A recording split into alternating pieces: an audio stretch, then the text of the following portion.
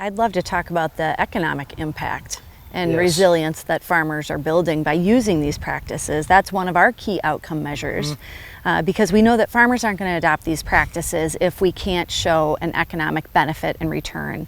There's research out there that demonstrates that when we put those heifers into a managed grazing situation, they perform better than animals that are raised in a lot. They have less health issues than when they're raised in a lot.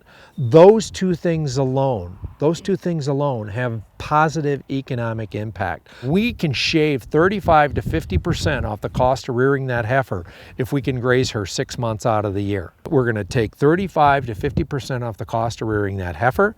She's going to produce more milk. She's going to have less health problems when she enters that milking string. And odds are she's probably going to live longer because she's coming in healthier. All those things added together help the bottom line for that particular dairy farm. So just right there, just managing those heifers using these regenerative techniques, we can very quickly see a positive benefit to the farm. Longevity is one of the most critical factors for net profitability on a dairy farm. So the longer that cow can survive and thrive and be productive, the more money you're going to make, because you still got that upfront investment no matter what. So the more years she's actually in production, the more years she has to not just pay back that upfront investment, but then pay you back, put herself in the black, and obviously put you in the black with her.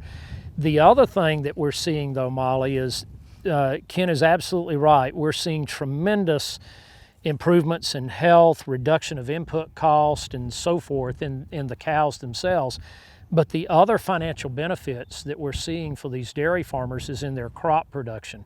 And when we look at any type of crop production, the number one cost typically are the fertility cost.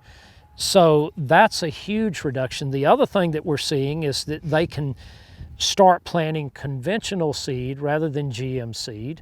That allows them to buy their seed far cheaper, many times 4 to 5 times cheaper. So when you combine those with the savings and the increased productivity that Kent just described on the animal side, now those dollars are adding up very quickly. But the savings don't end there. Okay? What's happening over time is that these same acres are becoming much more productive. So the biomass productivity is increasing, and the value of that feed, because we're building diversity. And when you build diversity, and we'll talk a lot more about that when we're among the cattle, but when you build diversity, you build more powerful biology and much greater nutrient density in every bite of dry matter that they're consuming.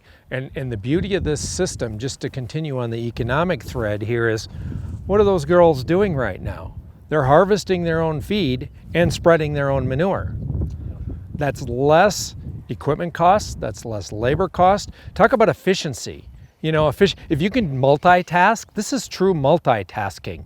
We're feeding and spreading manure and stimulating biology and fertility all in one fell swoop. And profit to business, as Dave Pratt likes to say, is like breathing to life.